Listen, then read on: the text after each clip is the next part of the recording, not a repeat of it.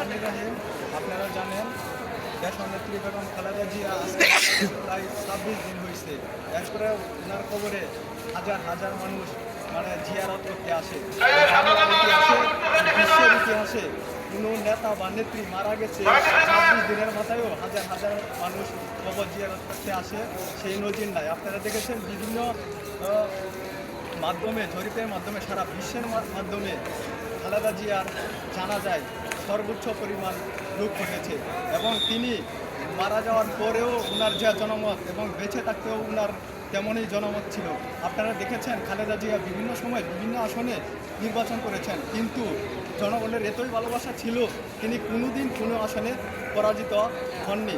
তাই আমি সকলের উদ্দেশ্যে বলতে চাই, আগামী দিনে যে প্রেসিডেন্ট জিয়াউর রহমান এবং খালেদা জিয়ার স্বপ্ন ছিল এই দেশের মানুষ যাতে সুখী এবং সমৃদ্ধভাবে চলে,